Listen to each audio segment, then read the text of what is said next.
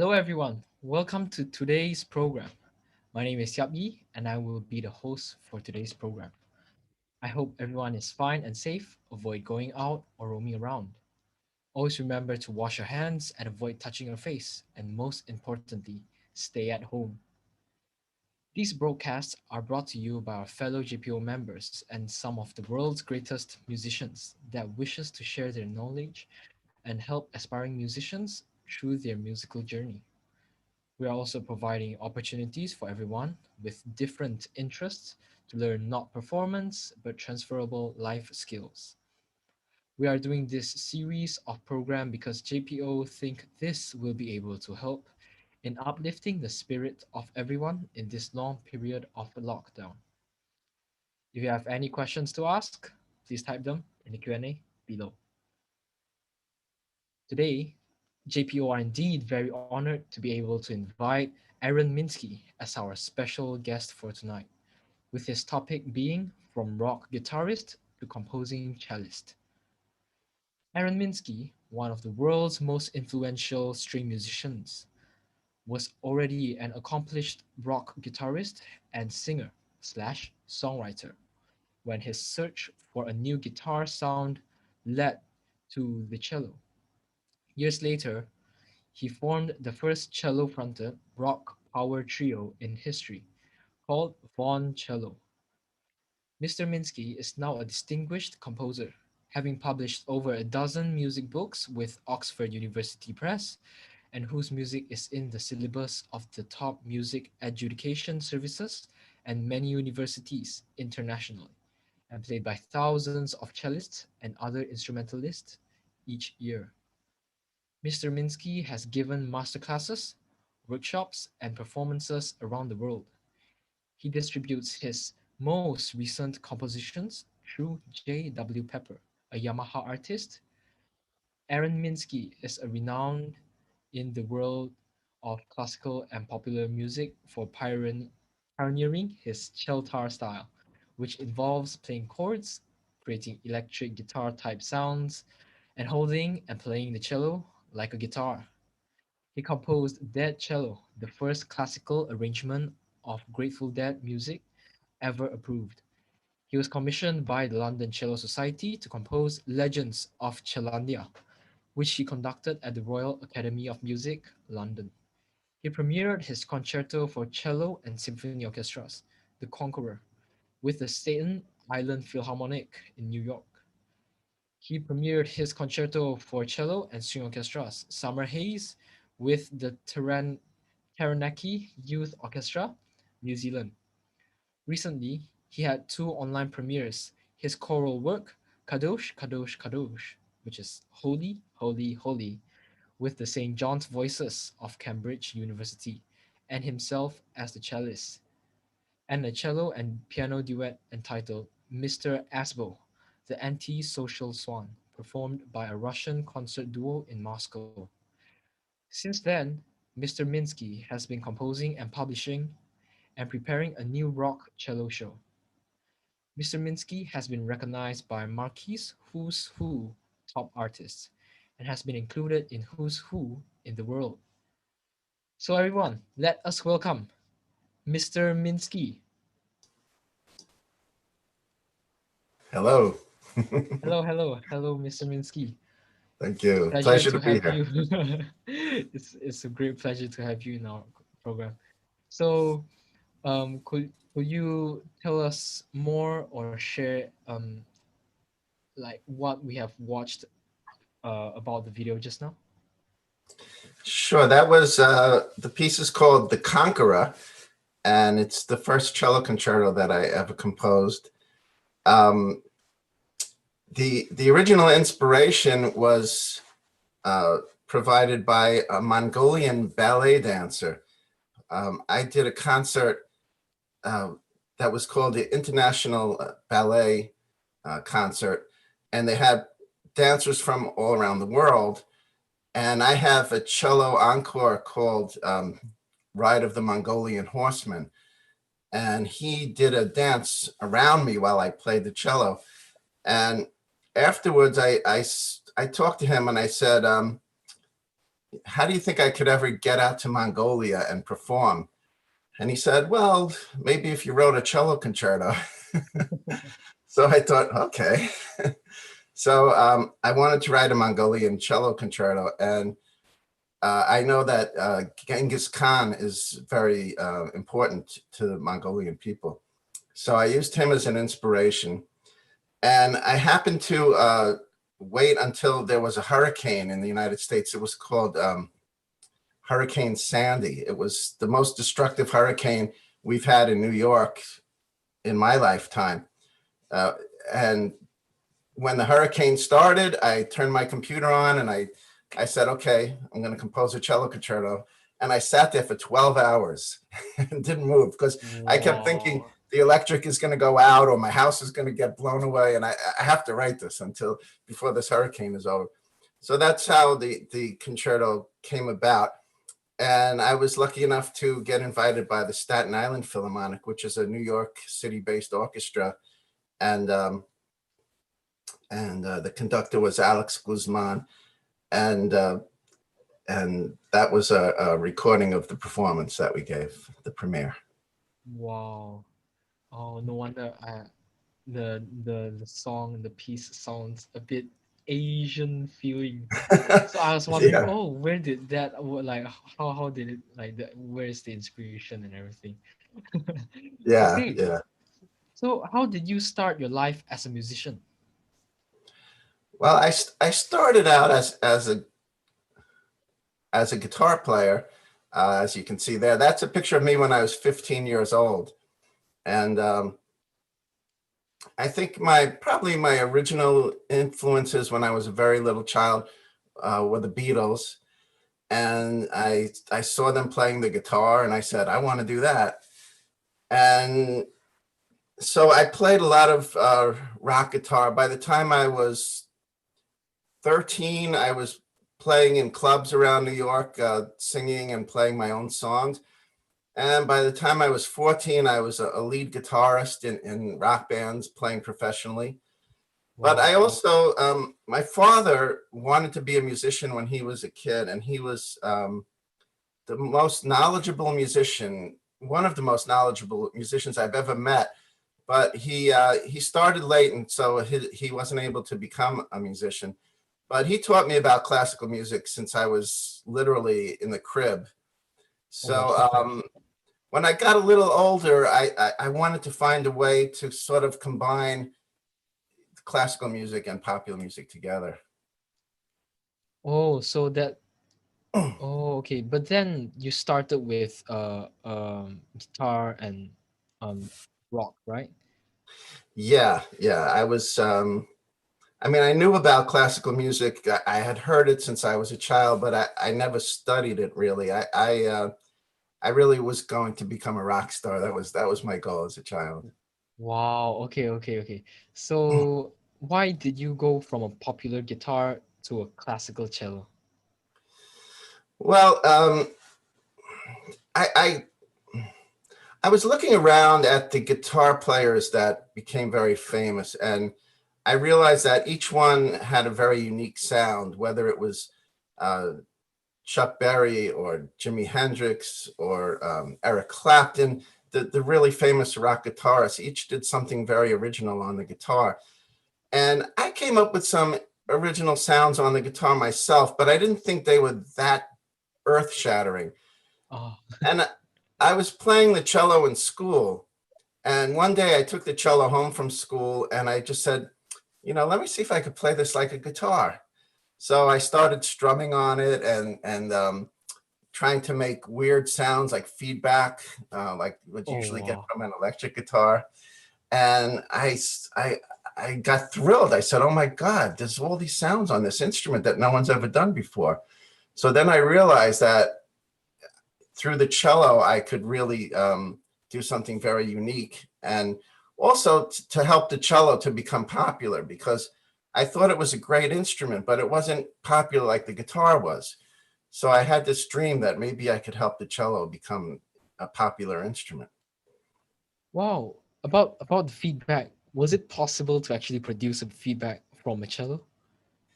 Yeah. It's the way you use the bow and Oh, okay, okay. I thought it was by strumming and then it produces. So I oh thought you can strum and then there's feedback from it. Oh, okay. no Okay, um okay. yeah, I found a way of using the bow and very light fingers, and you can play a note, and instead of hitting the note solid like be like Yes, yes. Wow, so okay, I okay. would try to imitate like how did Jimi Hendrix sound, but let me see if I could do it on a cello without an amplifier. And then later I started playing electric cello. I had one of the first electric cellos ever made, and very quickly Yamaha found out about me, and they invited me to become a Yamaha artist. So I also represent their electric cello. Wow. So Yeah, when did you start playing the cello? I started guitar when I was 7, um, and I started cello when I was about 11 or 12, but I didn't take any lessons until I was 16. So it's pretty late. It was my last year in high school, and my father had the same situation. He didn't take lessons until he was at the end of high school, and his teacher told him it was too late and don't even try to be a musician. So he went into English as his career. But I talked to him, and he said, "Listen, if you really want to do this and you are going to really work hard, I'll support you on it." And so when I started my cello lessons, I practiced 4 hours a day, every day for 8 years. I only missed 12 days. That's how dedicated I was. Wow. So, well, then when did you like, how did you begin your experience as a professional cellist? I went to a few different colleges. I graduated from Manhattan School of Music, and I had a very good teacher named David Wells. I also studied with some professors from Juilliard during the summers. So I studied as well with Channing Robbins and Harvey Shapiro, which were some of the top teachers there. And when I graduated from college, before I graduated with my master's degree, I was already accepted into the Caracas Philharmonic in Venezuela. So I immediately went down to Venezuela and I played in the orchestra there. And then I came back to New York and I played in various orchestras around the United States. I played a little bit with the Virginia Opera and the Virginia Philharmonic and other orchestras, and some chamber music. I got some concerts on the radio with a group that I formed. Um, but after a while, I got this feeling inside me that, my original goal was to play rock on the cello and to Yeah. figure out a way to bring classical music into rock and more rock into classical. And I guess, from all those years of studying classical music, I kind of forgot about that a little bit and just wanted to be a classical musician. But after being in orchestras and doing all that, I just felt the need to get back to my original goal. It just, is it like because it felt more like, how do I say this? Refreshing? Is it because Yeah, it's something new, right? yeah, because I wanted to do something new, and I was always like very much an individual type of person. Like I was always thinking like, what could I do that was different than other people, or what could I do that could really change the world in a way. And I felt that I love playing classical music, but I felt when I was playing classical music, that I had the ability to do something really new. So that's why I was drawn to bringing classical and rock music together. Oh, so what gave you the idea to write cello etudes?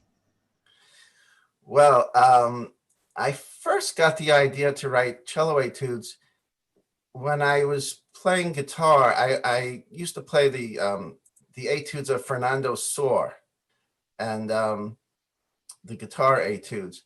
And I remember I was playing from a book of cello of guitar etudes, and they had a picture of Fernando Sor there in the book. It was a book put together by Andres Segovia. And I looked at that picture of Fernando Sor and I said, you know, this man is over 100 years old and I'm playing his music, and people all around the world are playing his music. And if I could take like some of the songs I wrote in popular music and turn them into cello etudes, also putting in a lot of technique, I could really create music that would be appreciated around the world and maybe would live on after I was gone. So that was the Wow. original inspiration. Oh, okay. Then what at around what year or what age do you like oh I set on to write cello etudes? Well, when I first got that idea, looking at the book by Fernando Sor, I was about 18 years old, and I graduated college. I went to Venezuela, came back to New York, and at that point, I'd say I was probably about 25 years old. And the way it happened was funny because I happened to be rehearsing with my trio. I had a flute trio, and we used to play on the radio and do some other concerts around New York. And we had a rehearsal, and for no reason at all, I just started doing this funny thing on the cello. I went down, down, I just did that out of the blue for no reason. I just felt this thing to do something. And the other people in the group looked at me like, "What are you doing?" And I said, "I don't know. This is fun." And I did it again, and they said, "Stop that. That's ridiculous." And I said, "No, it's a train whistle. Listen." And and really, they thought I was crazy. And I said to myself, you know, I'm going to create a cello etude out of this. And so that's when it really began. And that's how the train Wow. came about.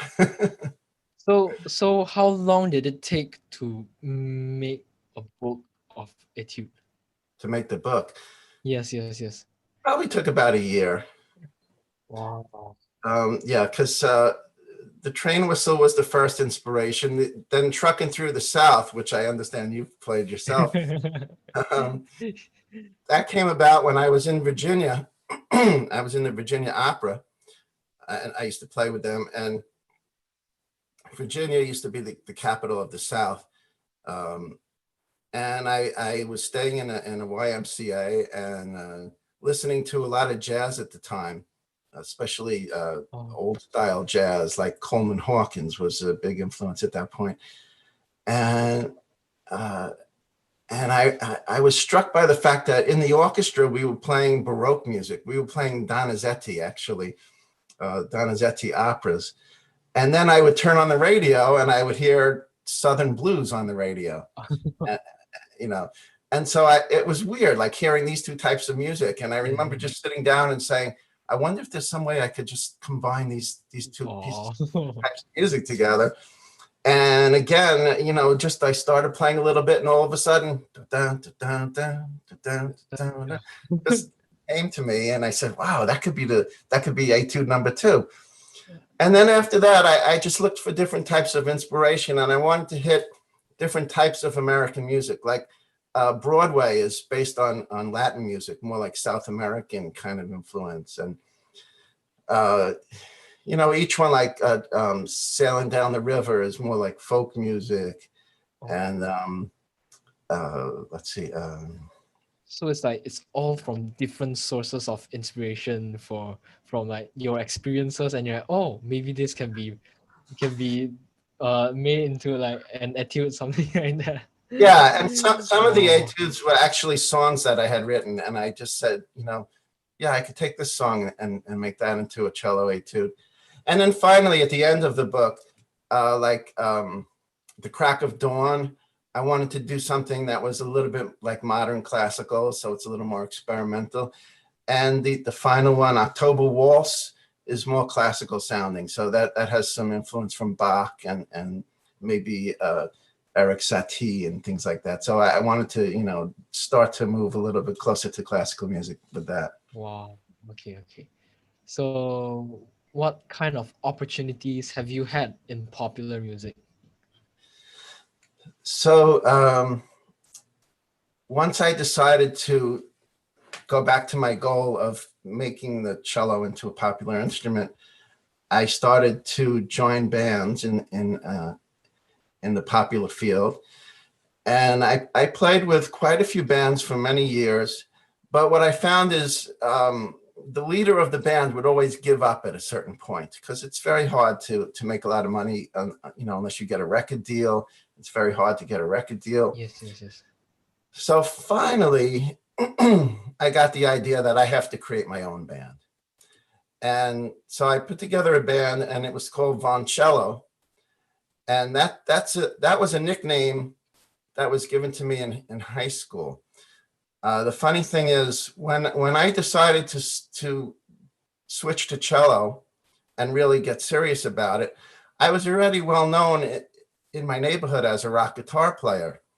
And I was in a band, and I quit the band, and I used to have long hair. I cut my hair. I stopped going outside and playing with my friends. I would just sit and practice the cello all day.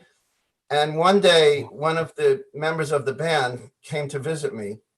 And in my neighborhood, people used to leave the doors unlocked. So I'm in my room practicing, and this guy just opens the door, and he sees me playing the cello, and he goes, "Oh, there you are playing that stupid cello. Come on, man, you got to get back in the band. We need you in the band." And I said, "Listen, I'm going to be a cellist now." And he goes, "No, no, no, no, you're a guitar player. Stop it, stop it." And he kept like harassing me. And finally he started walking back and forth, and he goes, "Why do you have to play the cello? Why do you have to play the cello?" And I don't know why, but I got angry, and I just stood up and I held my bow up in the air, and I said, "Because I am Voncello." And he was like, "Oh my God." And then he went outside, and the other guy in the band was waiting outside. And he said, "What happened?" And he said, "He's Voncello." And Also, so that then everyone in the neighborhood started calling me Voncello. They said, "Oh, hey, it's Voncello." So that became my nickname as a cello player. And when I formed the band, they called the band Voncello. And this picture is actually us performing in an outdoor concert in New York City. wow, but how did the Vaughn came to be? Like, It was just something that came into my head for some reason. I just got angry, and he said, "Why do you have to do this?" I said, "Because I am Voncello." wow. I don't know where it came from. It's like just came out of nowhere, and but then everybody started calling me that, so I said, "Okay, I'm Voncello." Wow. So how did you come up with your idea of the the guitar, and using the cello playing as a guitar? Like, how do you come up with that idea? Well, I first did that when I was 15.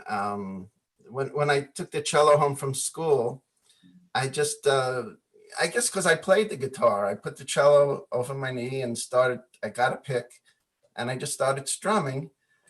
And I said, let me figure out how to play a chord, and let me try to figure out how to play another chord. And in fact, the etude, Sailing Down the River, was one of the first things I did when I was 15 years old. I still have a recording of it. I think it's on my website, voncello.com. There are some audio clips, and there's audio clips from when I very first had the idea to do that. And at first it was just something I did for fun.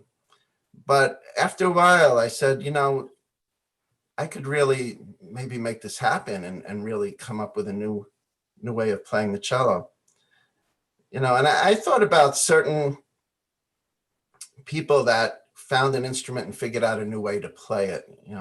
One of Yes, my yes. inspirations was the rock band Jethro Tull, and Ian Anderson. He played flute, but he had a way of playing the flute that really sounded like rock, and Oh, wow. and it made the flute much more popular. So I said, if I could figure out a way to play the cello that it could really fit in a band and in popular styles, that'll help make the cello more popular. So I started to really think about how would I do this, and I figured out how to play all the chords and how to do all different types of strums, and really developed it. And eventually I started writing music for that, for Cheltar style, as I call it. Oh, so at around 15, and then you started uh uh uh experimenting with different chords, and after that you wrote different musics. Is it different pieces for like the Chiltar playing?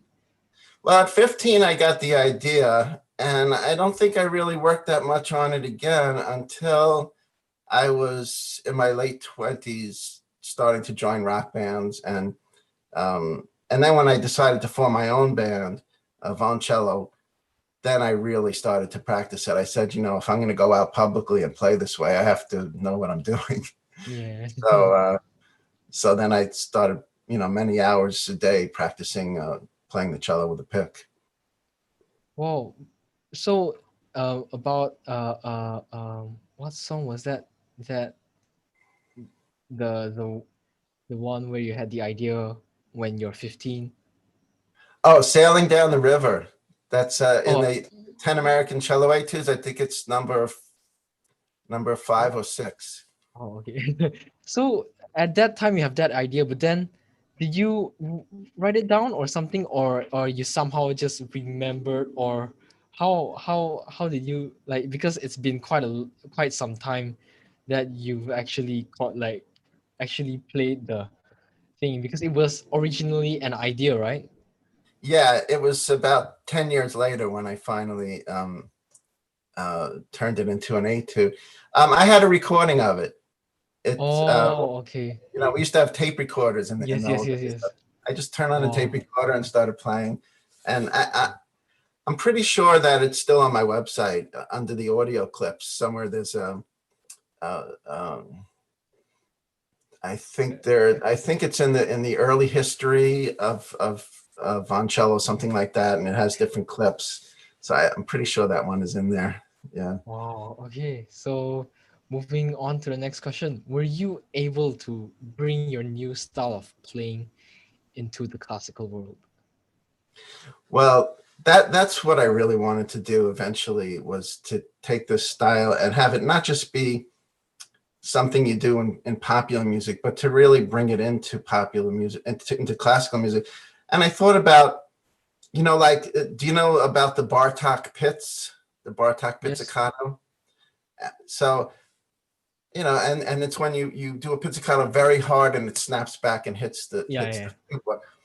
And I said, well, Bartok, he came up with a pizzicato, and now everybody calls it the Bartok pizzicato. So, there's room in classical music to come up with something new.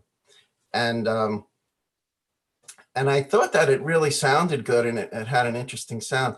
So the first thing I did was I put that style into some of the cello etudes, like in 10 International Cello Encores. There's a piece called Celtic Jig. It's sort of a play on words from Celtic, and that's played with the pick Cheltar style, and that's published by Oxford. And Wow. and then in the book Pop Goes the Cello, there's one called Tiny Dancing Bears, and that one is also can be played with the pick. Um, so that's how I first started to put it into a classical context. But then when I wrote my concerto, I said, here's a chance to put into a concerto into something that could be played, in big concerts with orchestra with the Cheltar style. And so I put it into the second movement of my concerto, the Conqueror, and also a later concerto called Summer Haze. There's a movement also that uses the pick, and that movement is actually note for note based on a song that I wrote when I was about 16 years old on guitar. So I Wow. just transposed it onto the Transfer. cello. Oh, okay.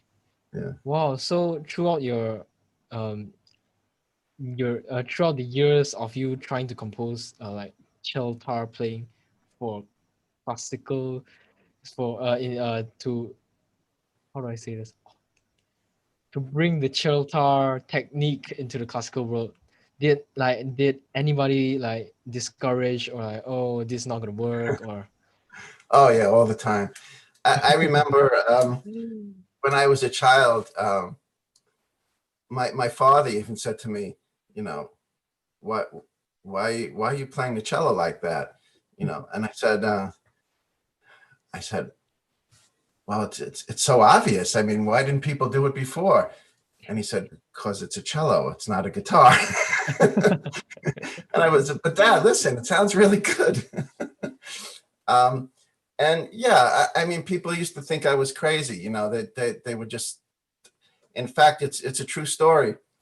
When I went to visit my cello teacher, David Wells, he had a music festival up in Vermont where he lived, and I used to be playing his music festival. And then a few years later, I went to visit with a friend of mine, and we were talking about my life when I was his student, and how I ended up writing the cello etudes. And actually, he was one of the people that Oxford sent a copy of the manuscript to give a review, and he gave it an excellent review, as well as did some very famous cellist, Janos Starker, also gave it a very good review.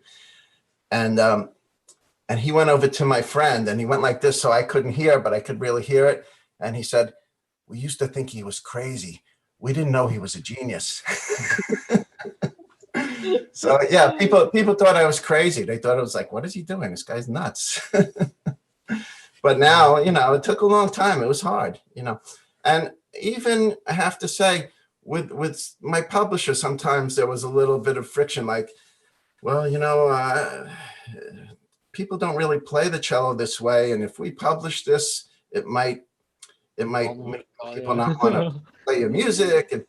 And but I was always, no, you're gonna see, it's gonna be a big thing in the future. And sure enough, now on my tours, in Australia and New Zealand and England, everywhere I go, I teach this to students, and students love it. They love to take the cello and play it like that. And now violins and other instruments do it. Someone came up when I was in Australia, a kid came up with I said, well, for cello, I call it celtar. What would you call it for violin? And he said, pizzicato. So it's like Oh, pizzicato, pick. but with a Oh, pick, pick. Oh. pizzicato. So yeah, I've seen all over the world, people are starting to play like this. So I think it's going to be something that will end up being standard playing at some point in the future. Wow, that's amazing. Yeah. So you are famous for your many books of etudes and encore pieces. So have you written any larger works for the cello, like The Conqueror? Are there any others? Well, the very first larger work I did was commissioned by the London Cello Society. I got invited to go to London to give some master classes and performances by the London Cello Society, and I was there for a week. And at the end of the week, I got a phone call from the president of the group, which is Selma Goxon, and she said, "Aaron, we've been thinking about it. Would you be willing to write a piece for us for cello orchestra?" And I was like, would I be willing? Of course, I would love to do that.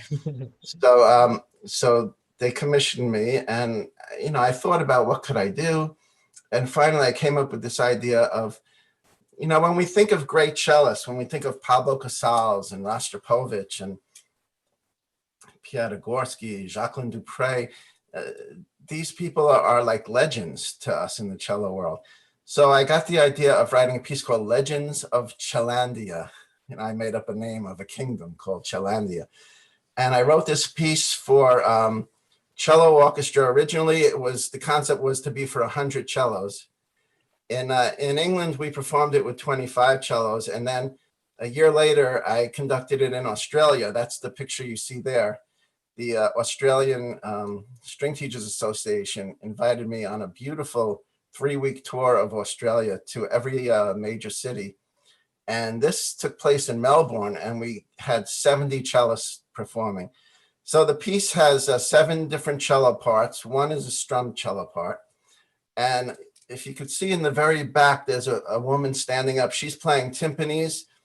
And to her left is a drummer. And there's also a 5-string electric bass player. So Oh, that's what the piece was written for. And on YouTube, there is a version of us doing the rehearsal. Unfortunately, during the concert, the camera stopped working, so we didn't get Oh no. the really, nicer performance of the actual performance. But at least people can get an idea of how it sounds. So I was really thrilled to be able to write a big work. And then I said, well, now I have to write bigger work. So I started writing a Broadway show. And I did write like a 2-hour Broadway show. But when I finished it, I found out that it was just like too big for what they do on Broadway these days. Broadway today, usually they'll have maybe a rock band playing. And I wrote like 17 parts and a full orchestra and a big cast. And so I realized that the show was not going to happen. But I took some of the melodies from the show and put them into this Legends of Chillandia piece. And then that finally led to me writing concertos and Wow. larger works. I may write a symphony one day. I don't know. We'll see. Okay, so what do you think of JPO and the activities that we're currently doing right now? Well, I think it's wonderful. And I was saying it reminds me a bit of when I joined the Caracas Philharmonic, because when I was in the orchestra in Venezuela, we had to do one service a week where we worked with students. And so for a while, I was in a string quartet, and we would go around to different schools in Venezuela and perform classical music for them. And Venezuela was a country back then where people had hardly ever heard of classical music. In the big city in Caracas, people knew about it, but out in the countryside, we would play for people and they had no idea what we were playing. And we also did some teaching in schools. So sometimes on a Saturday, I would go to the school and just give lessons for several hours. And eventually that led to something called El Sistema, which is now a system of teaching that's taught around the world. In fact, when I was in New Zealand, I did some classes for people that were involved in El Sistema in New Zealand. So what you're doing in Malaysia is a similar type of thing, where you have your orchestra, but also a lot of outreach to students and giving concerts. So I really respect that and think that's a wonderful thing. Thank you. Thank you for kind words. Yeah. Okay, so now we will be moving on to the Q&A section. So Okay. for everyone who would like to ask questions, just type them down in the Q&A section. Okay, so we have our questions coming in. So with our first question, thank you for sharing, Mr. Minsky. May I know why you are choosing the conventional cello rather than the electric cello to play all these music? Oh, okay. Well, I do also play electric cello. And with my band Von Cello, there's several recording CDs that I made with electric cello. But I like playing the acoustic cello because I don't want it to be like classical cello is this and then rock cello is that. I want it to all be combined. So if I can play it on the what they call the acoustic cello or the regular cello, it shows that anyone can do it, and you don't have to buy an electric cello to do it. But I do also play electric cello, and I love playing that too. Okay, I'd like to ask a tricky question. So which one do you prefer more? Which one? Oh boy, that's a hard question. I would say for the beauty of the tone, an acoustic cello is better. If I could have a Stradivarius or a Guarneri or Wow. something, Profila. But I think the electric cellos have gotten pretty good over the years, and I really like the Yamaha electric cello. So it's fun to play. It sounds pretty close to an acoustic instrument, but once I electrify it, I can use foot pedals. I can get like a wah-wah sound or distortion sound or echoes, digital delay. So I like both, and I think what I'm going to do in the future, I'm working now on a rock project, doing another kind of rock band thing, Yes, yes. and that's going to be mostly using the electric cello. Oh, to bring out the rock sound. Yeah, yeah. Yeah. Okay. Moving on to the next question. Hi. Most of the time, people have been trying to arrange or compose music crossing from the classical genre to the popular genre, but you are doing the vice versa. Would you share with us what makes you decided to do so? Yeah. Um, it's true. It's classical crossover is usually a classical artist who does some popular music. Um, and I'm someone who started out as a popular musician and switched over to classical. But I think it's because of my father. My father was a classical music lover. My father had hundreds of CDs. I still have. I'm still listening to his CDs. My father passed away a few years ago, and he is still teaching me about music. I still go through his CD collection. I recently started listening to a lot of the music of Franz Liszt, and I knew who Liszt was, but I didn't really know his piano piece, piece by piece by piece. My father looked into every aspect of classical music and just knew so much about it. He read every book that he could find on Mozart, every book. I mean, dozens of books, and we sort of had a little bit like Mozart and his father. We had a little bit of that relationship between us. So I was always drawn to classical music. But even as a kid, I wanted my father to appreciate what I thought was my music, which was the rock music, like the Beatles and all that. And he wanted me to appreciate his music. So eventually I said, I got to find a way to put these two together. So that's how it happened. Wow. Yeah, but I Okay, keep okay. going back and forth. There are times when I'm playing strictly classical music. I still play in orchestras and do classical concerts. And other times when I'm playing with the rock band, and it's gotten to the point where I don't even feel this much of a difference. And I look back at music history, and when I listen to Beethoven and Bach and Haydn, I hear popular music in their music, and especially Schubert. I hear interesting rhythms and beautiful, fun kinds of sounds. Um, and so I think the classical composers were writing popular music. It was classical, but it was still popular. It was that people would enjoy it. People loved going to see Beethoven perform. They loved going to the church and hearing Bach's cantatas. It wasn't something strange and Yeah. mysterious. It was for the people. So I wanted to help bring classical music back to the people also. Oh, wow. Yeah. Okay, okay. So now, Mr. Minsky, do you still play much guitar? Actually, I'm playing more guitar lately. I still teach guitar, and it's funny because I sometimes play with some rock musicians, and we get together and just jam. And there's one guy who he keeps asking me to play the guitar. And I said to him, "Why do you keep asking me to play the guitar? I'm a cello player. I'm known around the world as a cello player. I figured out how to play rock on the cello. Why do you keep asking me to play the guitar?" And he said, "Because you're so good at the guitar." And then I said, maybe I should play more guitar. So I'm thinking about, maybe in the future rock band, maybe I'll play some guitar as well. Wow. So, oh, another tricky question. So, do you think you're better on the cello or on the guitar? Uh, well, I think technically I'm better on the cello. Cello, I'm a professional cellist, but on guitar, I still play now the way I played when I was 14 years old. But I was very good at 14, so that's still pretty good. But I didn't really, study the guitar.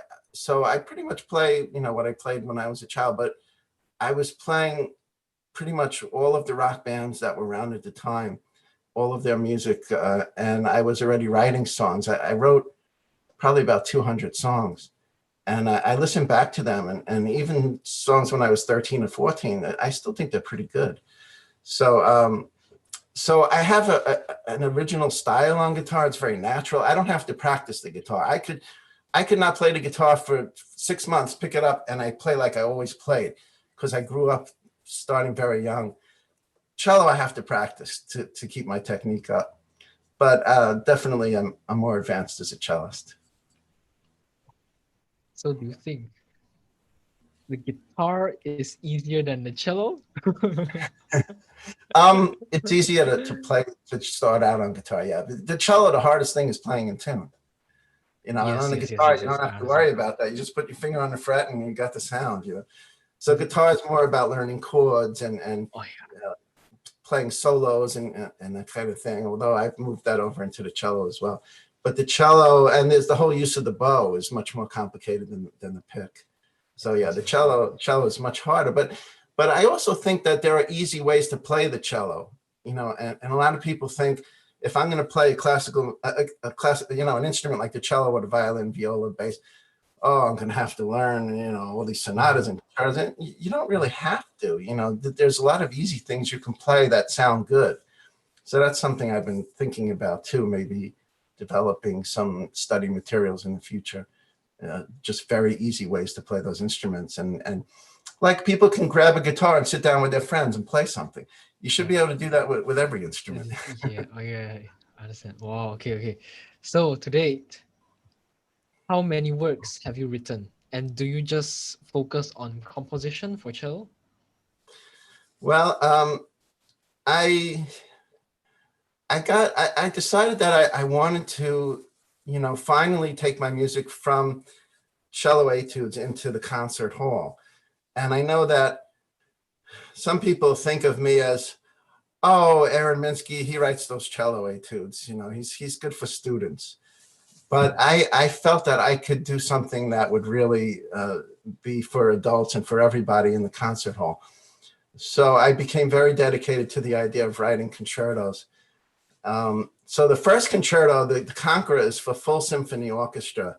It has three percussionists. It has contrabassoon, bass clarinet, double B flat tuba. I mean, it's a big work. It's like something maybe Rimsky-Korsakov or uh, you know, one of the big romantic composers might have written. And then when I wrote Summer Haze, that's for string orchestra. So I wanted something a little easier that people could play. You can add piano and percussion to it. Um, and that's based almost entirely on songs I wrote on guitar when I was a teenager. So that's why it's Summer Haze. It's like remembering summers when you were a kid. And but that's also in the classical world. And I played that one with the Taranaki Youth Orchestra in New Zealand, which was really wonderful. And I've continued to do things like Mr. Asbo, the Antisocial Swan. Um, I got the idea when I was in Cambridge. The people who invited me there took me on a little river tour, and there was a swan that came down and it almost hit us, and then it flew away. And I said, wouldn't it be funny if a swan actually started attacking people? And my host said, oh, there was a swan here who was attacking people.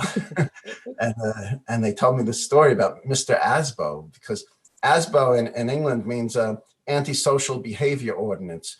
So if you're like harassing people, you get an ASBO from the government. And so they started calling the swan Mr. Asbo.